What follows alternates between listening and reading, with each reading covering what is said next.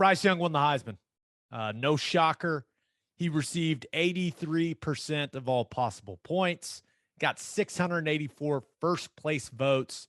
And I also think he may have set the record for number of people thanked in an acceptance speech. And it was great. It was great. And that was cool. It was cool. He thanked everyone from his parents to his offensive line, smart man, to the nutrition staff at Bama. Ted, this man thanked everyone. But now, I will say, I'm not sure who these people are that he says have been doubting him. I don't know who those people are. He was like, wasn't he one of the top recruits in the country from a massive high school in California? He's playing quarterback at Bama. Like, I don't know who the Bryce Young haters are, but hey, whatever keeps that man motivated, more power to him. It's kind of like the Jordan thing, right? But we knew he was going to win it, but it's still cool to see a young man have that moment. And there's no doubt Bryce Young deserved it. And he looked good. I liked the jacket. The jacket was nice. Yeah, it's weird that in a season where maybe 3/4 or maybe even more, 7/8 of the way through it, we're saying, like, I don't know who's going to win the Heisman. Like, no one's jumped out there and kind of taken the thing. It's so weird to go from not knowing who's going to win it to we're absolutely 100% sure who's going to win it in just one weekend, right? With one game. It's pretty amazing how that weekend just took an uncertain situation with Ohio State and all those different things and just whoop, done. We know who it is. Yeah, and I think it says a lot about the reputation that Georgia's defense had built up, and then Bryce Young dicing him up the way that he did. Yeah, and I will say this, man. Shout out to Bryce Young and his dad for the outfit coordination. Man, I mean, both went turtleneck, both went with the fancy sneakers with no socks. Looked at like coordination is key. That is a smart, just that you talk about a bond between father and son. Like, hey, my son got baptized this weekend, and I was like, you know what? I got to coordinate the fit just like Bryce Young and his dad. Come on. Smart, really smart, looks good. They could pull that off though. Like that look is not for everyone. You could pull it off. What? You look great. Me and my dad could not pull that off. Okay. We would look horrible. I will say this, and I love you. You know that. Your neck is entirely too big to wear a turtleneck. Like, you got to have a scrawny pencil neck like I've got now to rock a turtleneck. That thick tree trunk, you've got to call it a neck. Do they even make turtlenecks? You would pass out. I don't do the turtleneck thing. Okay, the other funny stuff from the Heisman show, Tim Tebow trying to be funny is just, ooh, man, what was that? Listen, Aiden Hutchinson, that was funny. Like, that was funny. He's taking shots at Ohio State.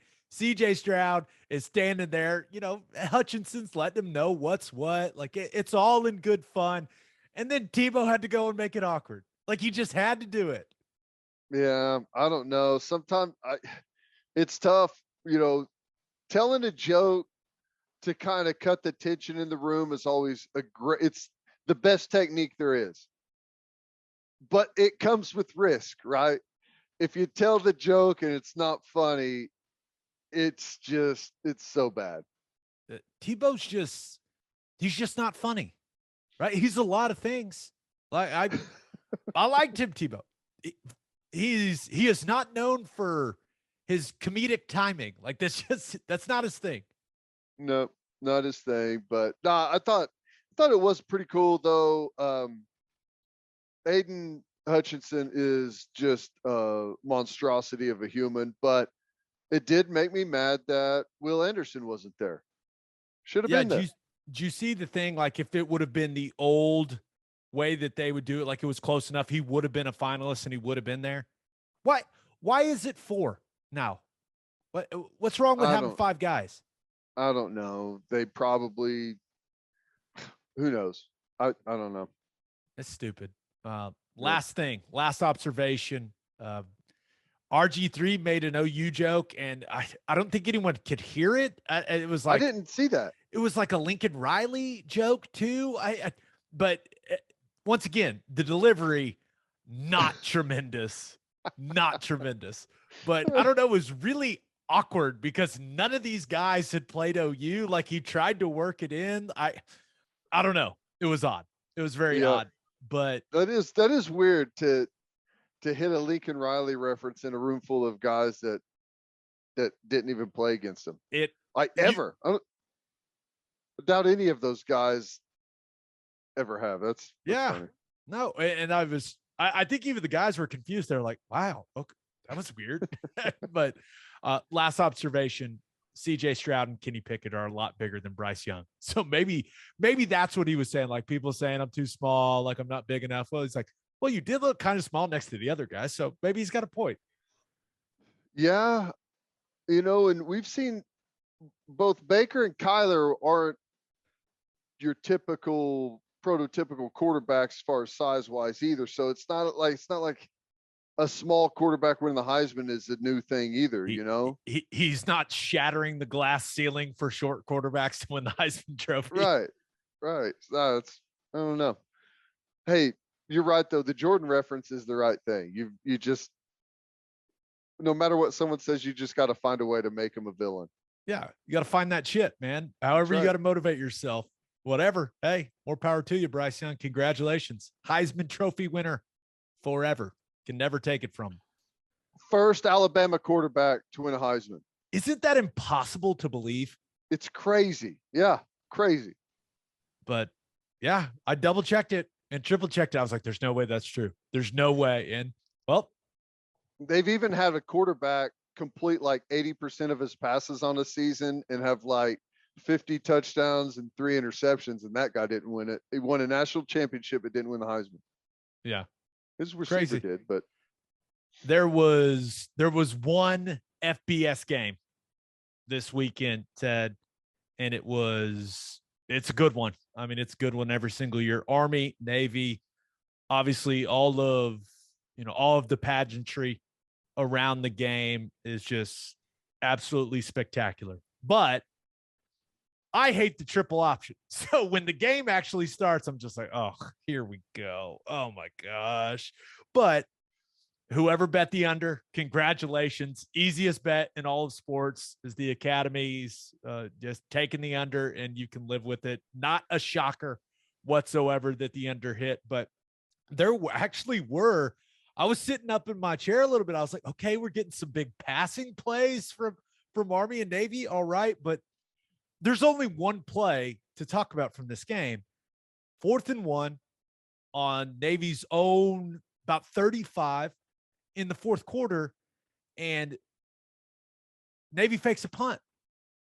And Diego Fago, who is a linebacker for them, big looking dude, like that is not a guy you want to mess with, right? No.